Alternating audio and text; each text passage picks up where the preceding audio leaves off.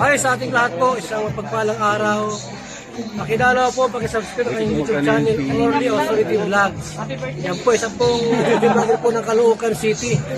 Orly Authority Vlogs. Thank you po. Shout out sa lahat. Thank you very much. Thank you. Salamat. Salamat. Ibababa na po. Ayan po, medyo nakasagaba lang kami ng konti sa karsada. Yan, ibababa na po yung Ford Escape na ayaw umandar. Tumirik po ito sa Novaliches. Kaya dinala po ito sa ating carrier. Samahan niyo po kami sa pag-trace nitong Ford Escape. Thank you very much po. Good morning mga ka-auto. Itatry natin i-start itong Ford Escape na tinowing para ma-troubleshoot po natin. Yan. Ito po, galing po sa ibang talyer ito. Yan, binaklas po nila itong mga lagayan ng computer box. Inano po nila, marami na silang chinek up, hindi pa po nila napapatino. Kaya dinala po sa atin ng kliyente. Yan. Sige, may start mo nga. Subukan po natin kung mag-i-start siya. Yan. Start naman po siya. Pero medyo hard starting po. Tsaka yan, mapapansin nyo. Palyado. Revolution mo nga. Yan, wala po siyang power. Yan, pero may start po siya. Yan. Bitawan mo, bitawan. Yan, obserbahan po natin. Pero posibleng sira po nito yung fuel pump po. Papalitan po natin ang fuel pump assembly to. Kasi medyo po siya, hard starting. Tsaka pag ni-revolution, wala po siyang power. Yan, babalitan po natin ang fuel pump. Tapos yung mga binaklas po nila, ibabalik na lang po natin. Yan, thank you po. Ka-auto. Papalitan na po natin ang fuel pump. Itong Ford Escape na tinowing po, na ayaw pong umatak yung makina. Umaandar siya, hard starting, pero wala pong power. Yan. Ang diagnose po natin is sira na po yung kanyang fuel pump. Yan, tinanggal na po muna natin yung negative battery para safety po tayo. Yan. Tapos pasisinawin po natin yung gasoline, yung kanyang gasolina, para lumabas po yung pressure. Kasi tatanggalin po natin yung fuel pump. Yan, lulawagan po natin para sumingaw po yung pressure ng gasolina. Yan. Nandito po yung sa ilalim ng upuan po sa likod ng driver. Ayan, dito po yung driver seat, sa likod po. Inangat lang po natin yung upuan. Tapos may tinanggal po tayong 4 na tornilyo dito sa takip ng fuel pump.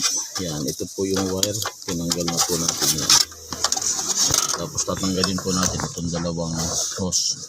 Ito po yung pressure hose tsaka return hose. Yan, tatanggalin po natin yung dalawa. Tapos pipihitin po natin itong takip na yan. Po, samahan nyo po kami sa pagpalit nitong fuel pump ng Ford Escape. Yan.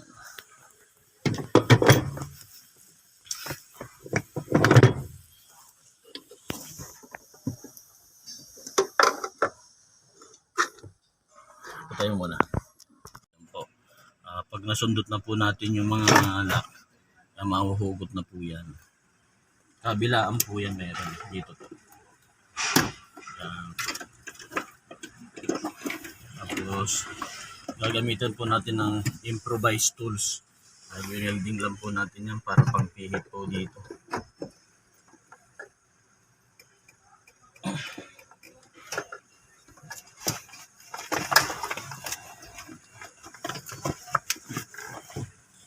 Ito po yung ating special tools na pangtanggal. Yan. Pag po namin. Yan. Ano na yan? Yan. pagka naluwagan na po natin yan,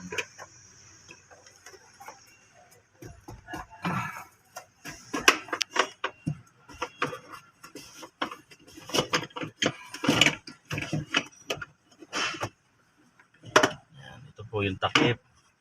Ito po yung fuel pump assembly. Ayan po.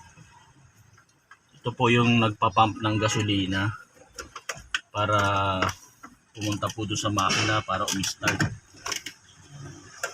Maingat lang po tayo kasi may gasolina po ito. Kailangan po bago kayo magtanggal nito, tanggal yung battery para safety po. Kung may umispark man, hindi po tayo masusunog. May konting laman pong gasolina to kaya ibubuhos lang po.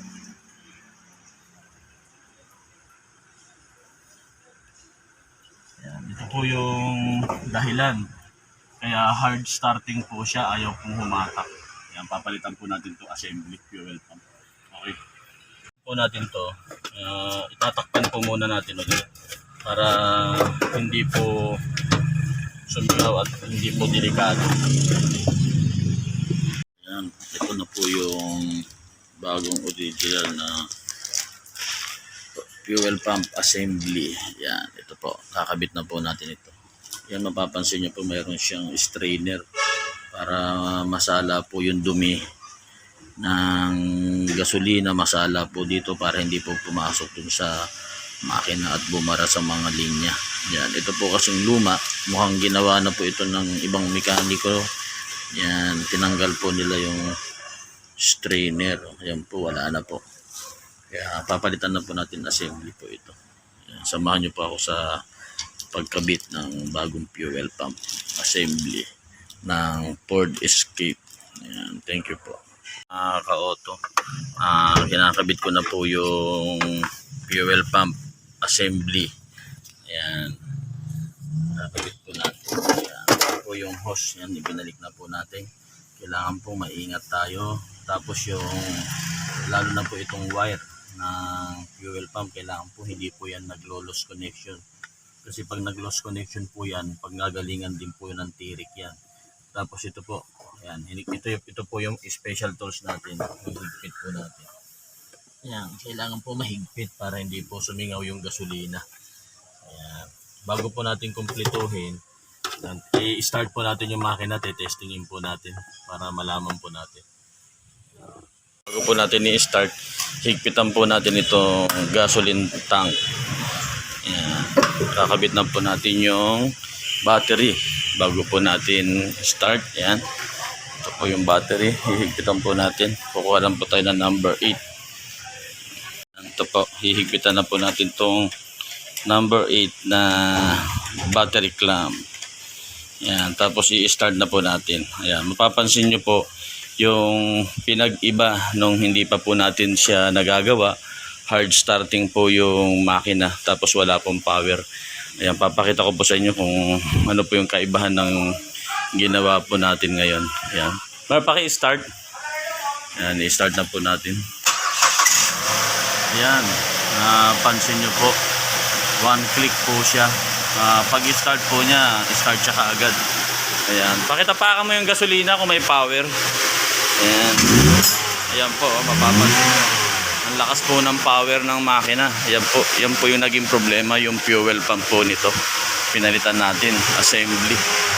Ayan, ito po yung fuel pump assembly. May kamahalan lang po ang original. Ayan, pero solid naman po. Yan, i-start po natin. Naka-start po ito, re-revolution natin. Titingnan po natin yung galit ng RPM. Kailangan po malakas ang galit niya. Yan po. Yan, ibig sabihin success po yung ating ginawa. Yan, dati po hindi po yan may revolution hanggang kahit nakasagad na po yung tapak natin, nakasagad na po sa flooring yung ating accelerator, nasa 2,000 RPM lang po yung kanyang power ng makina. Pero ngayon po, ayan po, mapapansin nyo.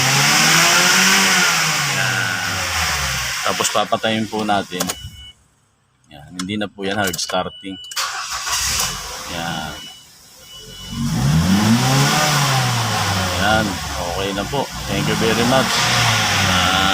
naging success po ang ating paggawa ng Ford Escape. Na-diagnose po natin maigi kaya napalitan po agad natin yung kanyang sira. Yan, thank you po.